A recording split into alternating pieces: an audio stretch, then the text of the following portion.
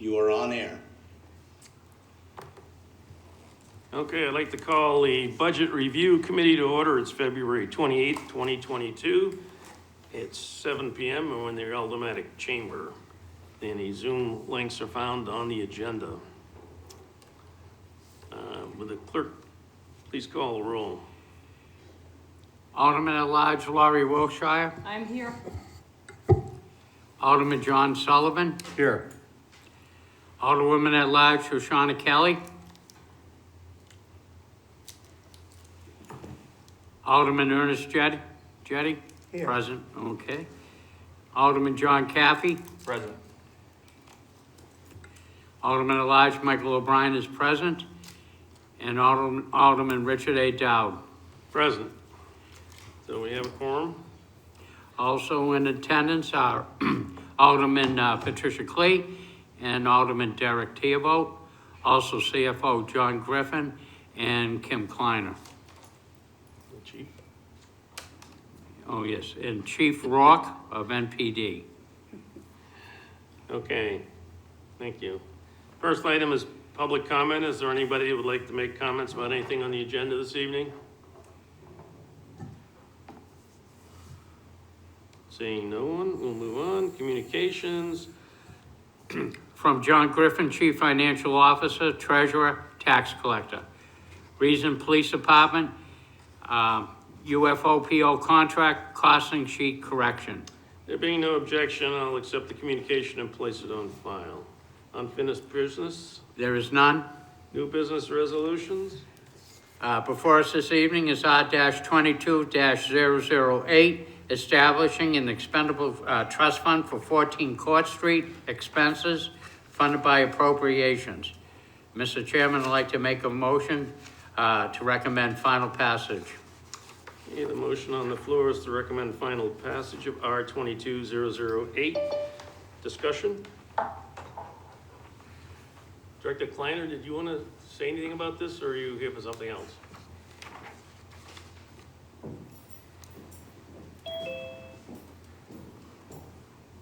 I was here for something else, but I would like to say that we are in favor of this. Okay.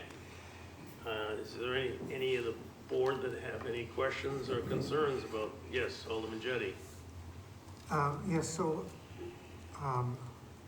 maybe, someone here could help explain to me, the problem I have with, these expendable trust funds and then this one in particular, well, generally speaking, I'm concerned about. Could you get closer to your microphone? I'm concerned about, carving out income. In this case, I think we're dedicating the rent and the fees that are paid for the Court Street building, and we're reserving that and dedicating it solely to the upkeep, the maintenance of the Court Street building, which sounds fine, but kind of abstractly, I'm thinking about. I don't know that this would ever happen, but if the rent and the fees that are paid on the Court Street building, should ever exceed the cost of maintaining the building, we wouldn't be able to use that money for other purposes. And certainly, the chances are probably pretty good that the cost of maintaining that building are going to exceed the revenue that's going to be generated from it. And so, we're relying upon the taxpayers as a whole to pay for the maintenance of that building. And yet, if it should ever happen that the revenues from that building should exceed the cost of maintaining it, and we can't use that money for other projects. So maybe somebody could help me with the concept and, that justifies, our carving this out like this. I'll take a stab at it, and then I'm gonna ask Mr. Griffin, correct me if I'm wrong. First of all, any monies in those categories have to be allocated by this board into that expendable trust fund. Once they're in the trust fund, you can't take it out for any other thing. We just spent, I think it was $2 million for the new roof. But there are expenses that, we've ended up having to bond to take care of that building. This way, the money will be in expendable trust. But if any year it starts to build up and it's too high, we don't have to allocate the money from that year into it. But you are right, once it's in the expendable trust, it can't be used for anything else. Mr. Griffin, is that the way you understand it? Or Ms. Kleiner? So and I'm gonna look to Alderman O'Brien, about 4 or 5 months ago, we came to infrastructure and gave a report which included the finances of the Court Street building. What I'd like to point out is right now you have expenses that are coming out of the maintenance budget, so that's hitting everyone. That's hitting the general budget. I think what we're trying to do here is take some of this rent, and you're still only at like 40 to 50% where the revenue would cover any part of the expenses. So you're a good deal off from where we would ever be with the revenue exceeding the expenses. Although I certainly understand the concern, and we're certainly looking at ways that we can increase the revenue.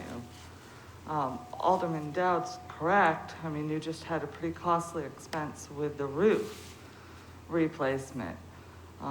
We need to build up a fund in order to pay for the cost of this building. You also had life safety expenses that have gone into that building. It's in need of general repair. I think by streaming some of the revenue into this expendable trust, we can start to repair some of the items that have really been neglected. And we're nowhere near at this point where we'd like to be as far as revenue exceeding the expenses. The expenses are in the normal city maintenance budget. And the only other thing is, the only person that can expend is Director Kleiner or anybody Fucci is or my follower or the mayor. Alderman Sullivan? Thank you, Mr. Chairman. So I understand, 14 Court Street, that's the area where liquid therapy is, and Court Street Theater? Street of Theater. Okay, so those are the income revenue streams currently. Yeah, I And think that there's money a- goes into. No, there's more. There's more. So we have regular tenants that are in that building. Sure. We have the symphony, we have the voice studio, we have the actor singers, and I'm forgetting. The artists. The youth, thank you. The artists, and one more. Okay, it'll come to me. So we have regular monthly rent that those people pay, and then they also pay a fee for the rental of the Streeter Theater. Unfortunately, due to COVID, that decreased a lot. They weren't renting out the theater. They have approached us now about going back to full staff, full rental, and maybe selling the number of seats that they did pre-COVID, but we have a long ways to go. Any questions? Alderman Clean? Thank you, Mr. Chair. I know I'm not on this committee, but I know even in state government, sometimes when we have these funds, we set a maximum so that if it hits a certain amount, we don't put any more in. Would there be a dollar amount that you would think would be favorable? I mean, I hate just to throw out like $2 million or something like that, but do you think that that would alleviate some of Alderman Jetty's concerns? Not that I think it would get there, I'm just. Right. I'm just saying, just as a precursor to if it gets there, we kind of slow that roll a little bit and put the money back into general fund versus. Yeah, again, every year we have to put it in, so if we don't put it in, then we won't keep building it up. If it gets to a level we feel comfortable at, it would stay at that level, because we're not giving more money. Yes, Alderman Clayton. And I agree, and I understand what you're saying, that makes a lot of sense. You make every board will make that decision, Mhm.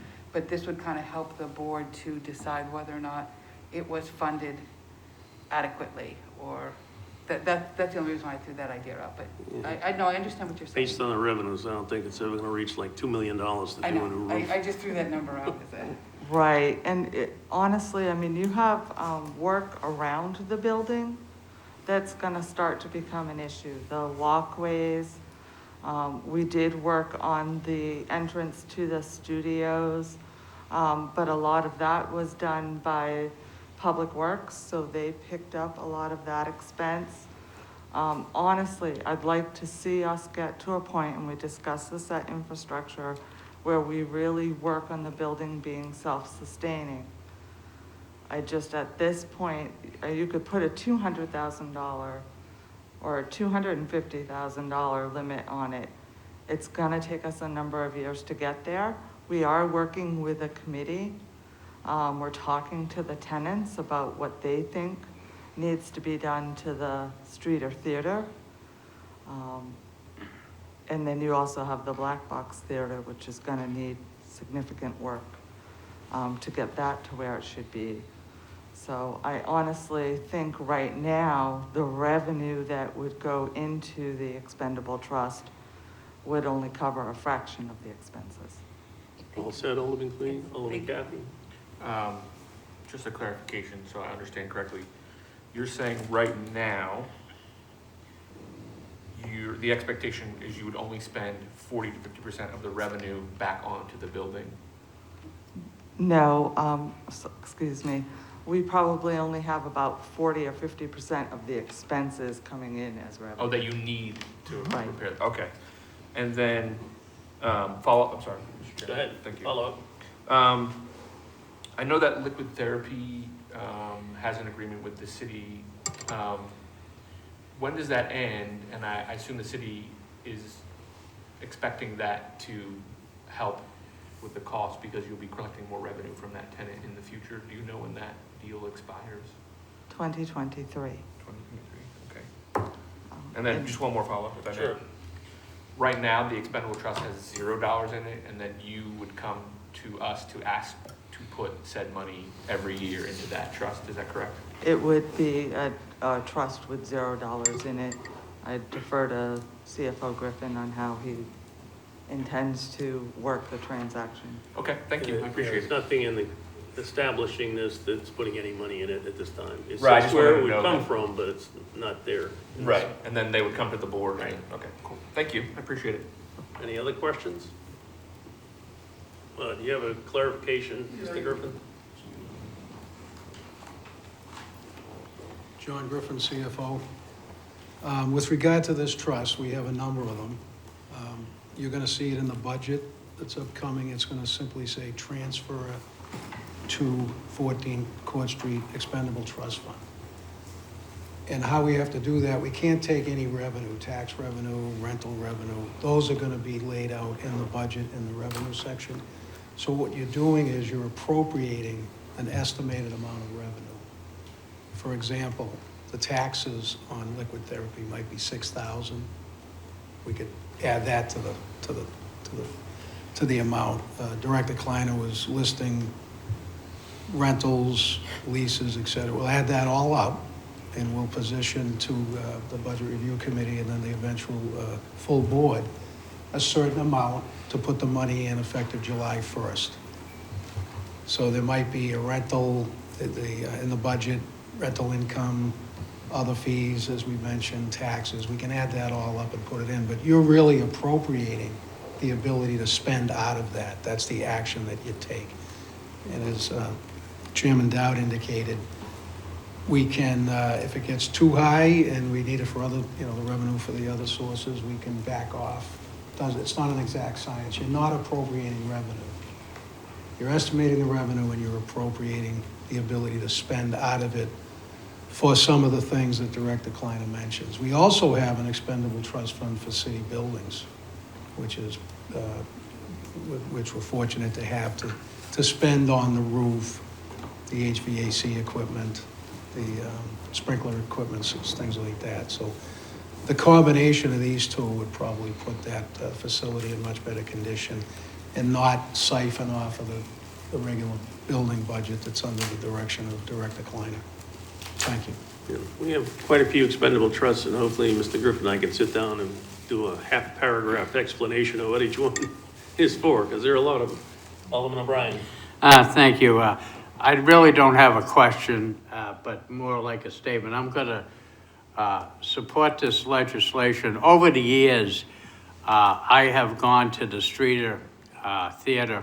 My daughter used to take Irish step dancing, was one of the programs that was hosted inside the facility. And so we deal a lot with public parks and other different venues. And to us, this is one of the assets to the community, where particularly focus around the arts, which we seem to have embraced as a municipality. And to have that kind of venue, it's a gem. But unfortunately, this piece of real estate, as very well presentation Ms. Kleiner did bring up to the Infrastructure Committee, over the years, through budgeting means, it wasn't really completely funded. It was one of those things that people, through budget processes, could pick and choose, particularly years within that spending cap that we had. And unfortunately, that affected the arts, and it affected the recreational opportunities. There are recreational people within the artistic field that are not going to have the monies or anything else just because of their size, but does, by no less, doesn't mean their value to this community, that are not going to be able to rent the Performing Arts Center. So to compare it as apples to apples, it's really an apples to orange type of situation. Such as the Peacock Players is more what I'm referring to have a practice place that they could go to.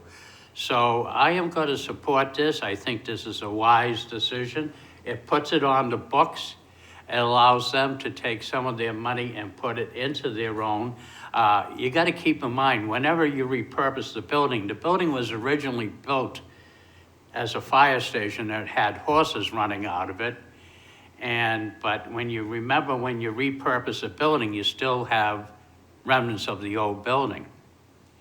And so that means a lot of upgrades and different wear and tear and modern use has taken its toll. I encourage the new aldermen to walk through it. I have several times in going there. And if this is one of the gems of the city, it's tarnished.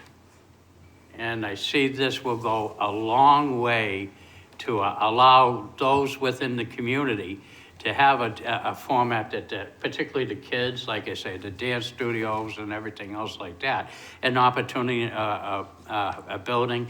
It's a nice little theater, and it can be upgraded, and I think it will work out quite well for the community. So I'm going to support this. Thank you. Alderman Jettie. Yeah, thank you. Yeah, I support the building. I support everything that happens there. I've attended many performances there. I've performed there. So that I have no quarrel with supporting that building and taking care of it. I fully support that concept. What I'm having trouble understanding is when you say to me, so this, we're establishing this expendable trust fund, which is just a piece of paper. And each year, we're going to, the intention is that the revenue from the building gets put into this expendable trust fund, but not it doesn't have to be. So each year, the Board of Aldermen is going to decide how much money to put into that expendable trust fund. So I'm questioning, why, how does that help? If each year, we look at the building and we say, this has to be done, that this should be done, that should be done, this could be done, be nice to do this, and we make a decision as to how much money we're going to put in there. What's the difference? What is the advantage of the expendable trust fund? I mean, does it give us any advantage as far as the spending cap is concerned? That would be, if it does, that's a good thing. But, it just sounds like we're creating something, and each year, if we didn't have the expendable trust fund, each year we would decide how much money to spend from the budget. Instead of putting it in the expendable trust fund, we're gonna decide to do these repairs or whatever. And can you explain what is the advantage of the creating this expendable trust fund? Ms. Kleiner? So if I may, I think what you have seen over the years is there be groups that have rented from us, who have felt that money that the city has earned hasn't been spent.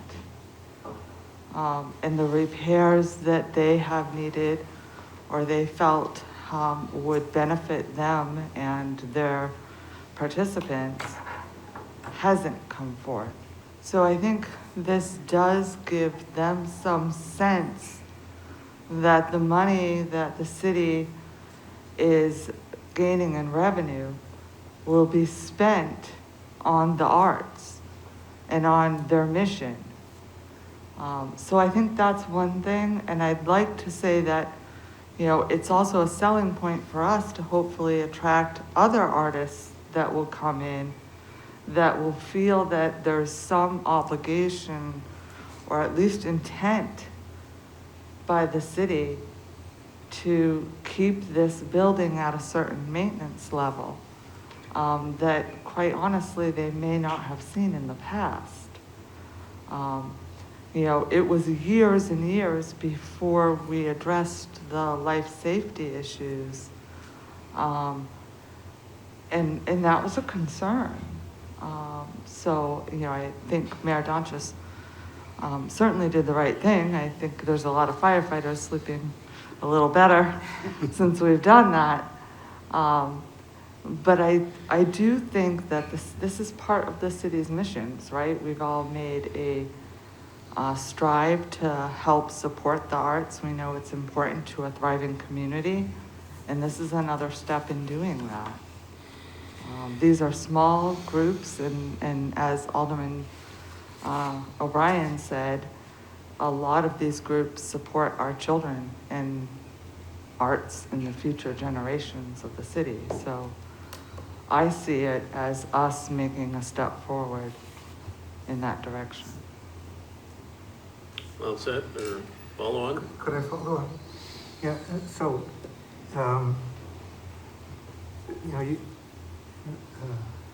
forgive me, but, people keep saying, how important the arts is. I agree.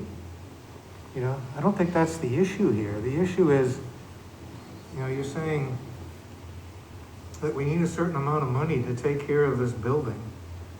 Why wouldn't it just go through the regular budget process? Especially if all this expendable trust fund is doing, at least as I've understood it so far, and forgive me for being so dense about it, but you're saying, okay, we're gonna buy a piggy bank, okay, and we're gonna put this little piggy bank on the shelf. We're not gonna put any money in it.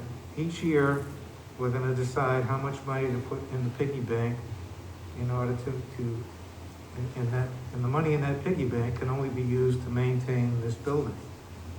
Now, the money that we're kind of aiming for is the revenue from this building, which has fallen far short of what it costs to maintain the building. So, I'm not sure, it's not like we're talking about, unless we are, I don't know, coming up with, perhaps an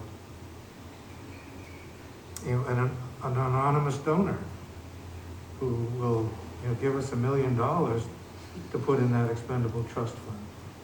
Then, it makes sense. The donor would want it reserved for that purpose, and that makes sense. But right now, I'm having trouble understanding, what the advantage is, especially when the revenue we're aiming for is, far less than what's necessary. So every year we're going to say, this is what it costs, this is what we want to put in, this is what we need to put into this building. And in each year, the Board of Aldermen is going to decide, and the mayor, I guess, in that budget year, how much we can afford to put in there. And it doesn't really matter, unless the revenues really increase, it doesn't really matter. It sounds like they're well short of what's going to be necessary. So, I'm for the arts. You don't have to keep telling me how important the arts are. I agree. What I'm having trouble understanding is the importance of the piggy bank. Maybe So Mr. Go ahead. Griffin could Yeah, go explain ahead. it's, what I'm missing here. it's a solid question. I think when we met with the infrastructure committee, one of the things that we heard was we wanted this to be self-sustaining, right? So we wanted the revenue and the money coming in, and there were certainly some really good ideas brought up. Some of them being, can we look at donors, can we look at, individuals? All that's on the table with the committee that's working with the tenants. So there's a lot. And I think this is just a vehicle for us to be able to track that, know the goal that we're working towards, and be able to say to the tenants and the people that are supporting the building, okay, here's where we are. The city's making a commitment to use the money to pay for the upgrades. The upgrades are getting done. CFO Griffin talked about the building fund. Truth of the matter is, the building funds for all of our city buildings, that's not enough to take care of all of the things that happen inside City Hall and other buildings and the Court Street Theater. So I think this is just a way for us to be able to measure, this is what's coming in, this is the revenue, here's what we need to be done, build a budget around it, kind of its own budget around it to realize where we need to be, and then what other sources of revenue, donations, whatever, can we look at? I can tell you over the last 10 years, anyway, 11 years, we've nickeled and dimed the Hunt building to death. We've scraped up money, it's things that had to be done, absolutely had to be done, but we've never got ahead of the maintenance. This starts putting money aside, so we get to something that can make the building more usable, more attractive to the people that are gonna rent in it, that we can have the money to do it. It's not gonna build up very fast, it's gonna take forever. We're talking about a small amount of money to earmark for maintaining this building. If we wanna keep the building, we've gotta do something. Either that or we'll end up bonding a few $1 million to renovate the whole place. And this is to sort of circumvent that if we can.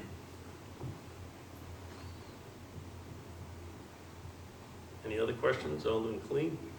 Chairman Dowd, you made an error when you were talking, but that was the question I was gonna ask. You said the Hunt building.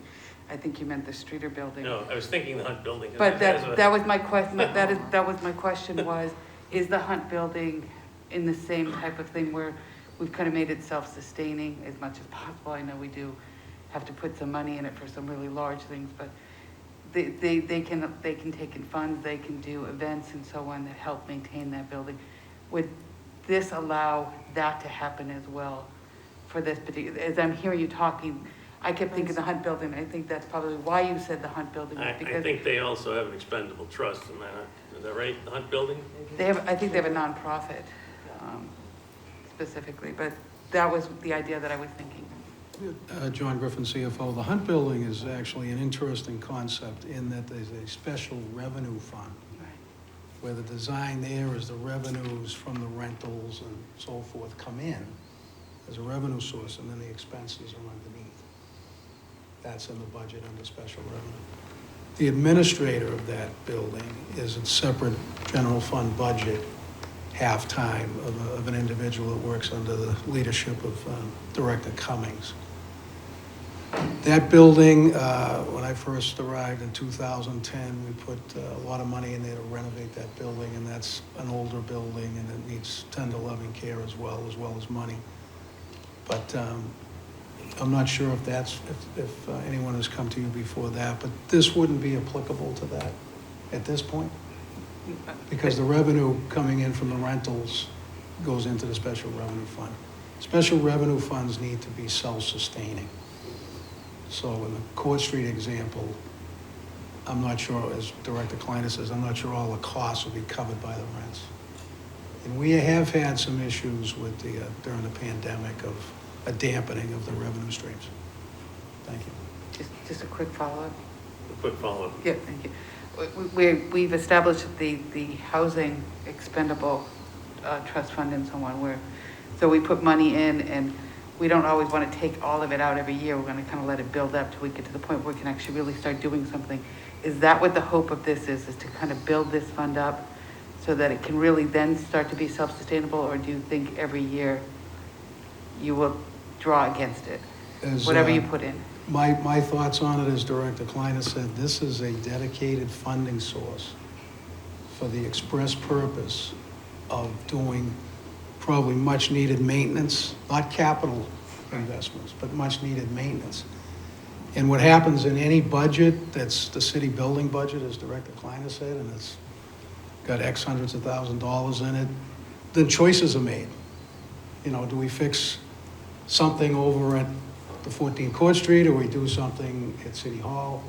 This basically, I know you're searching for the right answer, but this basically dedicates the revenue stream, and if you build it, like the folks might be more interested in re-renting if it's cleaned up and they see that it's cleaned up. I haven't been over there in the most recent past, but it's a dedicated funding source for the express purpose of maintaining that building. I don't think anybody foresees, you know, if a roof needs to be replaced or some major construction, that may be in the form of some other funding source. And as I mentioned, we have the city building fund that we put in hundreds of $1,000s, usually at the escrow time, where we have leftover money that we can put there for that particular purpose. Thank you. Alderman Sullivan? Thank you. To that point, you know, you mentioned that most of the money would be for maintenance, and Alderman O'Brien, you mentioned that the building is quite old. I don't think you mentioned how old it was, but if there were horses running out of it, I've got to think it's 100 years plus anyway. I would venture to guess it was built approximately 1870 to 1900, within that. So I'm looking beyond. So once we establish the trust fund, then the next question becomes, what do we appropriate out of the budget to put into the, and I know we're not going to do that tonight, but with an aging building, do we have some type of an assessment on the building to say, you know, 5 years, 10 years down the road, it's maintenance now, but it may be a capital expense in an HVAC, network, lighting, other things like that, that are going to be a sizable expense akin to a roof. So I'm just looking beyond the road, down the road a little bit to say, I understand that there are revenue streams coming in from the folks that occupy it, but how do we make up the difference of what might be coming down the road, just so we appropriate monies going forward? So we did do a complete assessment on the building, and I would be happy to forward that to the members. It included the HVAC systems. We've done a lot this past year. I have to be very proud of the maintenance crew that we have here. We have had about $20,000 that we've had to fix and do some repairs, and we've done that out of the city building fund. Doors, security issues. But that report is quite thorough, and it really lays it out on what needs to be done now through the next 5 to 10 years. I'd appreciate seeing that. Thank you. Will do. Yes, Alderman Kathy? Thank you, Mr. Chair. I'm not sure if this is for Director Kleiner or Mr. Griffin. What about, since the building is so old, are there grants available for historical buildings, or would this not fall in that category as far as getting the monies needed to take care of the building? Great question. We do have Pamela Davies, who's our grant writer that we share with the school, looking at grants.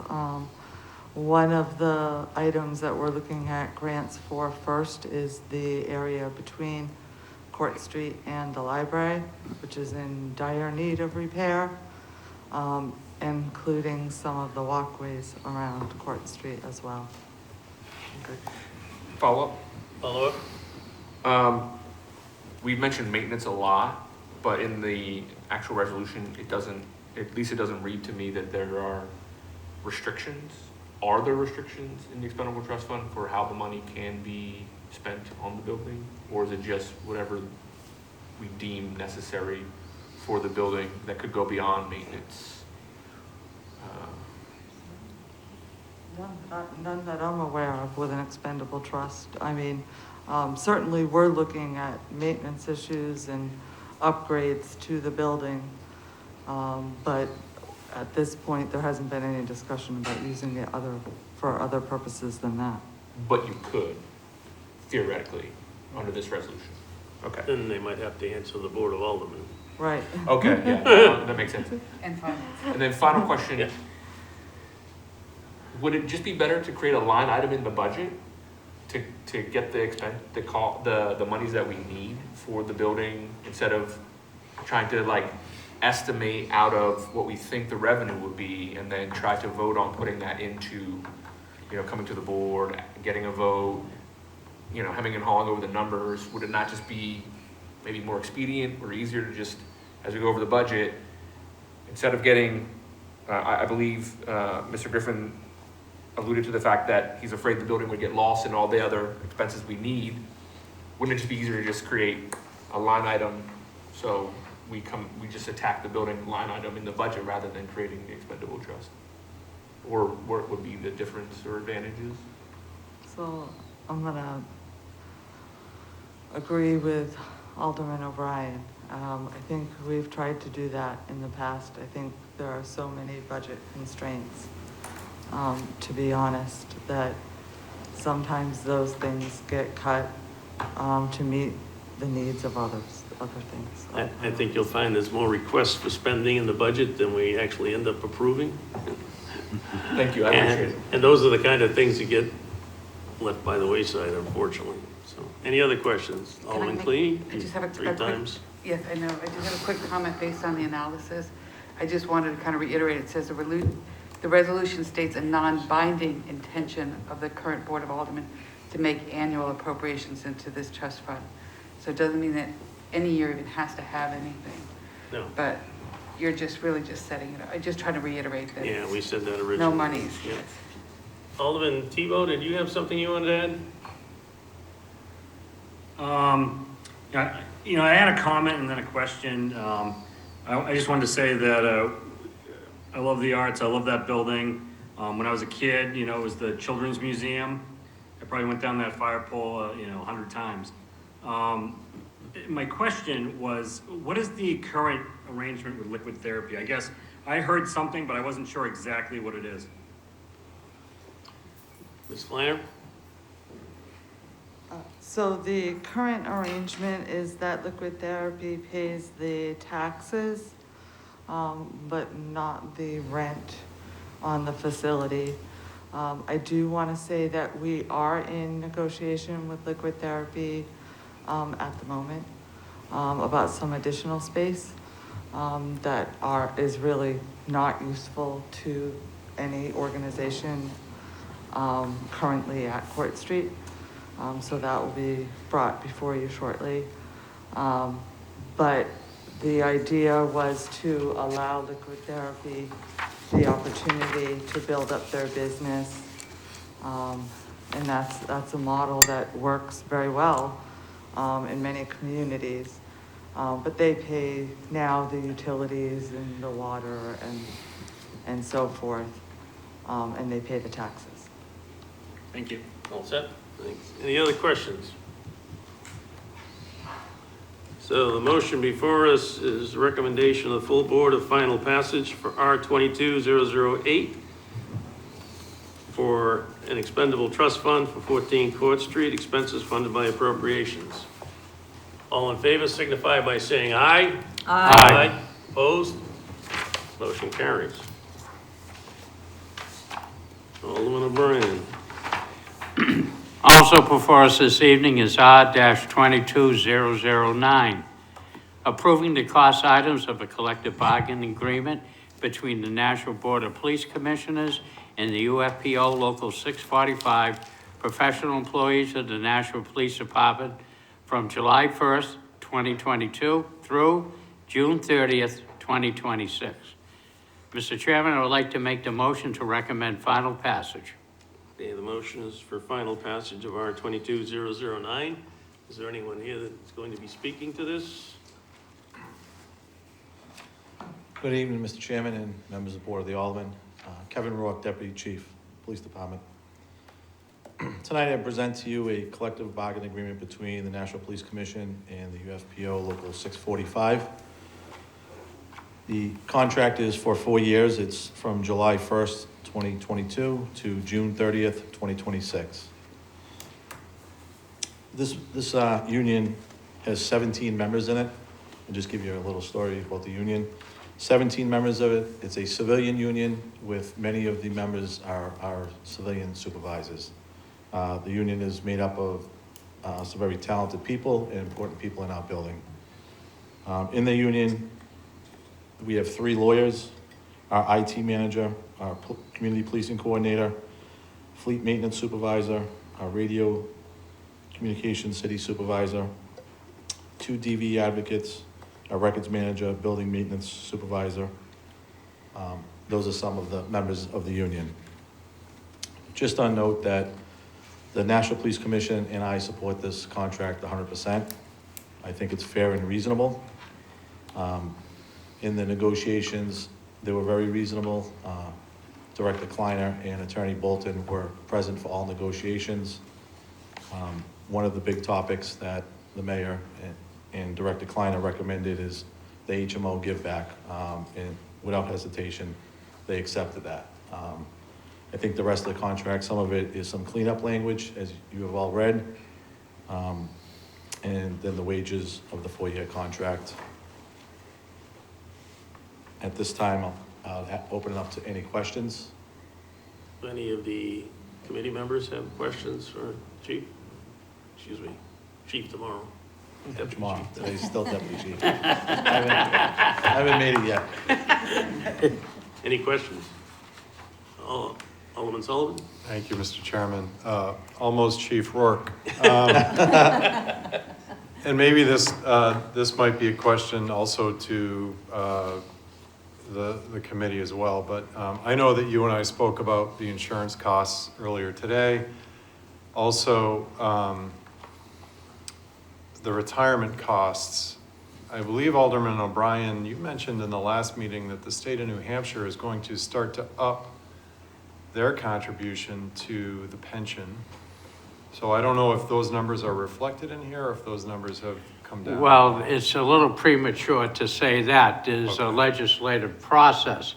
Quite surprisingly, and through the support of the Nashua delegation and many representatives on the floor of the House, supported, went through several different votes, but it came up, and so now it got referred to the Finance Committee. Now, whether they can meet the financial obligations, I'm hoping that they can. There is a surplus within the state. Hopefully the governor sees fit. Anybody knows the governor personally, please call him, you know. But however, after that procedure of the Finance Committee, it will be referred to the Senate. Anybody that knows a senator, please call him. Or her. What's the, or her, yes. What is the financial impact? Am I allowed to release that? Public information. But basically, 7.5% may not sound like a heck of a lot of money, but 7.5% for the city of Nashua comes up north, a little north of $2 million. From what my understanding of sitting here in the Budget Committee, $2 million raises the tax rate 1%. Lowers. Okay, well, $2 million equals 1% of the tax rate. If this goes through, and thus I encourage the public to call their elected officials in the Senate and the governor, this were referred back to. I did have interesting conversations today with the spokesperson of the New Hampshire Municipal Association. They are on board. This is across the state. Every city and town that has one police officer, one firefighter, or one teacher in the New Hampshire retirement system is affected by this. So hopefully all these voices will be heard. So, but to say it's effective now, I think is premature. Also, if it passes, it doesn't directly affect this contract. It means that the city would have to pay less money to the state for retirement funds in general. Yeah. But doesn't impact this or any of the specific contracts per se. Okay. All set? Could I ask my Follow-up? question? Sure. Sorry. Thank you. On the insurance side, I know that we're encouraging city employees to go from the HMO to the HSA plan. Just big picture, what does that save the city? How does that impact the budget? Because as I look at this, the medical costs stay consistent throughout the years, about 16%, 15%, 15% of the total expenses. What is the advantage of the HSA plan? Director Kleiner, do you want to?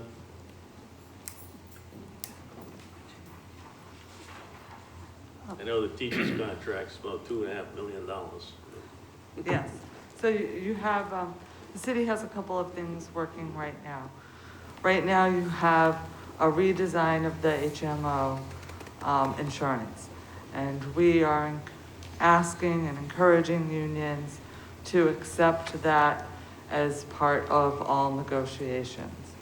That not only saves the city money in the employer contributions, it also saves the employee money in their contributions throughout the year, right? If they actually were to save that money in the amount that their premiums go down, it could offset the higher deductibles that they have. And it was designed that way intentionally, right? Because they have about a 20% decrease in their contributions.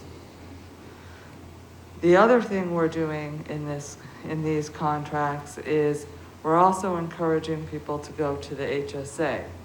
HSA is not as low as the new HMO deductibles, but the city is putting forth a contribution. That contribution has never been memorialized in these contracts, so we're doing that now. So we're giving them that contribution memorialized, and the city saves significantly when an employee goes to the high deductible with the health savings account in the amount that it costs the city and our employer contributions, even with the contribution that we make to them, to the Okay. HSA. All set, Alderman? Yes, thank you, thank you. Alderman Jenny, did you have a question? Yes, thank you. So I notice, Deputy, that,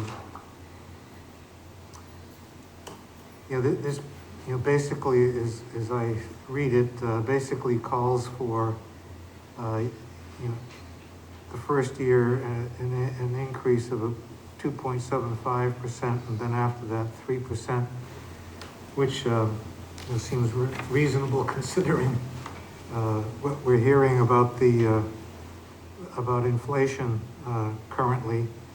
When I first joined the board, we were talking about cost of living increases of less than 2%. Not cost of living increases, but the cost of the inflation rate was less than 2%. Now we're talking, we're fearing that it's going to be much higher than that. So these seem very reasonable, and I don't see that the labor grades that are assigned to these various positions has changed at all. But when we first started dealing with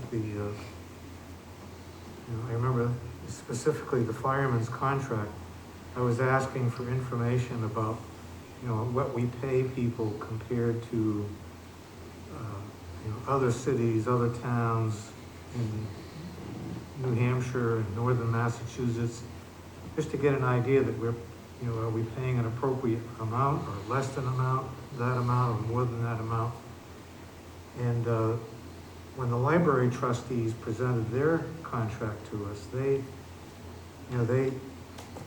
had done a survey, or had a survey done, which provided that information. And I think,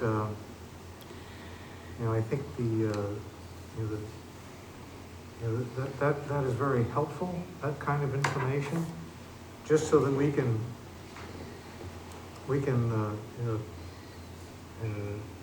tell our constituents, the taxpayers, that what we're paying, is reasonable, and is an appropriate amount. Because in this contract, I don't know that you did that for this contract, and it's really not that important, I don't think, because of the way it's laid out. But in the future contracts, I would hope that you'd be able to provide that kind of information when you present a contract to us, so that we can know that what we're paying is appropriate. So. Sure, and again, just to answer that, you have 17 people in this union. Many of them have different job titles. There's 3 lawyers, an IT manager. I think the lawyers are underpaid, by the way. I thought you would say that. But there's a lot of different jobs here. People do different things in this union. So, you have mechanics, fleet maintenance supervisor, building maintenance supervisor. So it is difficult to see, because we are one of the bigger agencies, and a lot of agencies around here don't have what we have. So it's tough to compare that. Mm-hmm. Again, I think it's fair and reasonable, and so didn't they. So that's the best answer I can give you. All set, Alderman Jenny? Yes, thank you. By the way, your communications manager, I guess, takes care of the communication system for the entire city, including the fire, emergency preparedness, and last budget season, we got him an assistant, because if a bus ever hit him, we would be in deep trouble. Yeah, we have 2 of them in there now, so. Yeah. Any other questions? Seeing none? All in favor signify by saying aye. Aye. Opposed? Motion carries. Thank you. And Alderman O'Brien, the next. Also before us this evening is R-22-010, approving the cost items of a sidebar agreement between the National Board of Police Commissioners and the 5 National Police Department unions regarding the police department recruiting incentive. Mr. Chairman, I'd like to make a motion to recommend final passage. The motion is to recommend to the full board final passage of R 22010. Chief, would you like to explain the? Sure. So this is a recruiting incentive between the 5 unions. It's an incentive to try, right now we have 2 recruiters in the building. We're trying to make about 250 recruiters. And what they do is, we did this a couple years ago, you might be familiar, where if an officer or a civilian in the building goes out and recruits someone and brings them into the building and they get hired, we give them a $500 incentive. The reason why we're doing it now, we're currently down 13 police officers and several members of dispatch and communications. So it helps us to have 250 recruiters than 2. So $500 coming out of our budget to supplement someone for going out and recruiting a good person to work the police department, I think is worthy, so. So just to reiterate, it's coming out of their current budget. There's no additional funds being requested. They've agreed to find the money in their budget to cover these incentives, and they do need to get more officers. And civilian Questions? personnel. Alderman O'Brien? Well, it's just a statement, basically. Chief, you're to be commended for this because I had the honor of working with, my end on the fire department, working with your police force, one of the finest, I think, around. But to say what I said earlier to Alderman Sullivan and et al., basically all the changes that have occurred up north, up in Concord with the pension system and other different things has come home to roost now in many of these communities. And the police department is one that's not getting really a lot of people that are, can come in. This is mirrored exactly to what my communication with members of the fire department.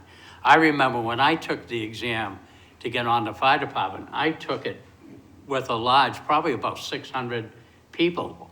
I think the zenith was around 1,000. Right now, there's less than 100 that are choosing the career of firefighting.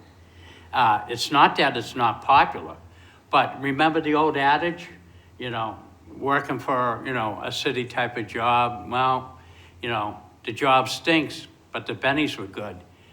That's not really true anymore.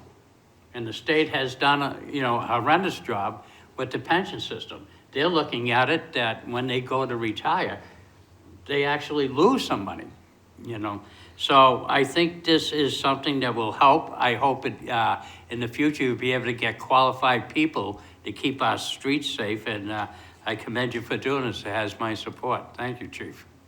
And Godspeed on your new promotion. Yes. Thank you. And just to touch on that, what you said is several years ago when I first started, there would be hundreds of people that show up for the test. We just ran our recent test and 32 people showed up. So other agencies, if you see across the country, they're supplementing a large sign-on bonus. And again, we've seen it across the country. Now we're starting to see it close to home, where Pelham PD just recently, they're doing a $15,000 sign-on bonus. $7,500 the first year, $7,500 the second year. So we're not there yet. We're asking for something that is within our budget. So, right now we have to think outside the box to get people to come here. Alderman Sullivan? A comment, thank you.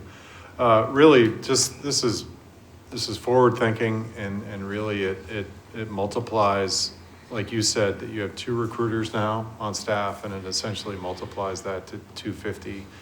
And I think it's effective because if you have other officers who know the job and understand what it takes to be good in the job, then they're looking for the right people and are recommending the right people, and that actually saves time down the line. Absolutely. I think it would be interesting to find out. I mean, I'm familiar with the vetting process that goes through, so out of those 32 people that took the test, you might have maybe one or two that end up making it.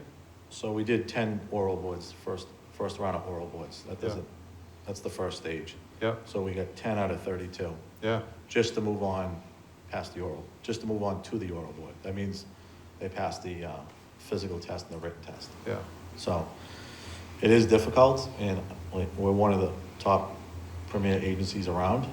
So I can only imagine what other departments are getting, if we're only getting 32. So, that's why I think you see other agencies around here start going to the sign-on bonuses. We're not there. We're trying to be creative in other ways. When we did this a couple years ago, we got 4 people. 4 is better than 0. So Yeah. we're trying to think outside the box. I applaud the growth mindset. Thanks. Well done. Alderman Cleve? Thank you, Mr. Chairman. Way back when I worked for the Department of Veterans Affairs, we had to do this to get nurses, and now I see healthcare, people are doing this to get the nursing staff and healthcare workers and so on. The only question that I have, you give the bonus to the recruiter, which I think is commendable, and thank you for doing that. Is there a time limit that the person that gets recommended has to remain in the position before the payment is made, or? No. Okay, so if they came in and then after a month, for some reason, whatever the reason is, they left, that person still gets that's what I wanted to make sure is that, They would get the $500. yeah, Hopefully that doesn't happen. yeah, fingers crossed. Yeah. But thank you. Yeah. Any other questions? Seeing none, the motion on the floor is for final passage of R 22010. All those in favor signify by saying aye. Aye. Opposed? Motion carries. Thank you. One other thing, is 2 things that I think, especially the new alderman ought to do. If you have never been to a police commissioners meeting, you should come and see the report that is generated about all the things that our policemen are doing day to day on the streets. And you feel a lot safer and appreciate them a hell of a lot more. The other thing is when the HIVAC system is completed, getting a tour of the police station. I look forward to that being finished at some point. Any other questions? Okay, motion carried. New business ordinances, There are none? tabled in committee. None? General discussion. Any discussion? Seeing none. Public comment? Hi, Name and address for the record? Sure. Lori Ortolato, 41 Berkeley Street. Mm-hmm. I wanted to talk to you for a few minutes as you go into budget season about a couple of things. One, I'm hoping that you reach out to the Board of Assessors and Rick Vincent and talk to them about what needs to be changed for the elderly exemptions to get that funded in this year's budget, because there's going to be big changes in these properties, really big changes, and I don't think we want to phase it in. And there's no reason why we have to. It can be a break-even item, and I think that's worthwhile getting ahead of. 2, I want to talk to you a little bit about the Inception Technology Scanning Project. I did not agree with the presentation that was given, not on the personal nature of it, let's push that aside, but on the technical nature of the information that was provided to the board regarding the status of that project. And I would like the board to go back to July 20th of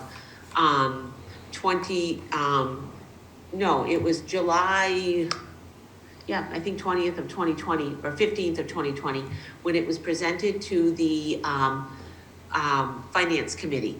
I think it's really important that you take a look at that information and what was presented, because it was a $60,000 project, and what was disclosed a few weeks ago in the Board of Aldermen meeting and the depth of what had to be done and changed was not presented 20 months ago. And, the software side of it or the scanning side of it looks like it's going to be about $120 grand. My concern is the redacting piece. When Ms. Kleiner said there's 1.3 million documents, when you look back in 2020, when she told you how many documents there were, she said 100,000. That's in the record. Now, I knew that didn't make any sense for 29,000 property record files, but I didn't dispute it because what am I gonna do? I don't really have a voice in that. I didn't think it was accurate, and now we've come in and said, hey, it's 1.3 million. Well, I'm encouraging you to do the math and calculate out if you have an employee, a baseline employee who could redact 800 pages a day, which is a lot of, sitting there redacting work. It would take them about 5.5 years to do 1.3 million documents. And it's unacceptable to me that getting these records online is gonna take like 7 or 8 years. That's never what we were told. And just for the record, I'd like you to know that I went over to the building department. I didn't realize that they were doing scanning records over there, or they've scanned some of the files. And when I went to get some permit information on a building, the gentleman, Mark, said, oh, let me go to the computer. I have to pull that stuff down digitally. It's not on the computers yet for the public to access, but they had the 30 seconds. Station set up in the office. He pulled it down and gave it to me. And no one in assessing can do that for you. And it's been years. I filed a PA 71 with the state on this. They were happy to accept it because they found it unacceptable as well. So I want you to look at that in the budget. And you're gonna have to budget a few people full-time to try and get these records up and running. I had no idea. This is a $350,000 project, and I don't think it was presented Time. that way. Thank you. Any other public comment? No. Remarks by Alderman? Seeing none. Alderman O'Brien. Thank you, Mr. Chairman. I'd like to make a motion to adjourn. Motion is to adjourn. All in favor signify by saying aye. Aye. Opposed? Motion carries. We're adjourned at 8:06 PM. Thank you, everyone.